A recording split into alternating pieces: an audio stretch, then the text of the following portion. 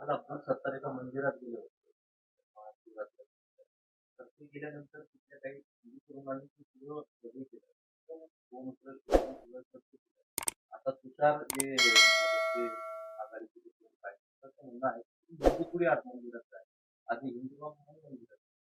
मला असं वाटतं मंदिर असो, मस्जिद असो, हे सगळे सार्वजनिक ठिकाण आहे.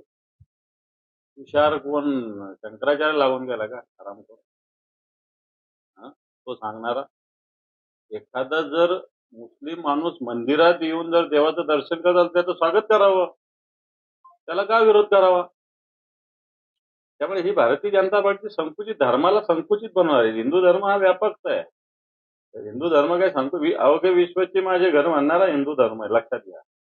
आणि त्याच्यामुळं हा मंदिरात आला म्हणून हिंदू व्हा आणि हा मस्जिदमध्ये जाणार म्हणून मुसलमान व्हा, या विचाराला आमचं समर्थन मिळत नाही.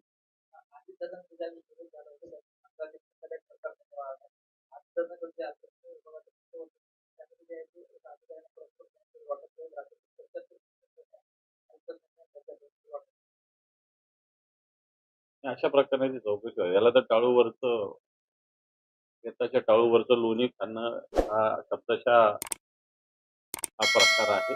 या प्रकरणाची चौकशी व्हावी, संबंधितांवर कारवाई व्हावी. आपली सरकारांचं विधान आहे चालू जिल्हा परिषदेचं. कर्जमाफी झाली पाहिजे. जे असं झालं नाही तर ते कर्जमाफी अंमलबजावणी झाल्यास सरकारची अडचण वाढेल असं सरकार म्हणतात. सत्ताधारी पक्ष. मग ते सत्तारांनी जरा मुख्यमंत्र्याला, उपमुख्यमंत्र्यांनाही सांगावं. 4 लोकांना उल्लू बनवण्याचा प्रयत्न करू नये. सरकारमध्ये तुम्ही आहात. तर तुमचे मुख्यमंत्री आहेत, 2-2 उपमुख्यमंत्री यांना रितसर पत्र द्यावं, ही भूमिका जाहीर केली पाहिजे. आता अधिवेशन आहे त्याच्यात बोललं पाहिजे.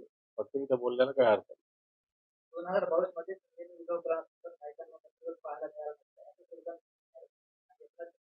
कामातून होतात माझ्या नजर लागून आपल्याकडे एक ग्रामीण भागात योजना आहे ना, पाणी अडवा पाणी जिरवा. तसं यांचं एकमेकांची अडवायची आणि एकमेकांची जिरवायची चालू आहे.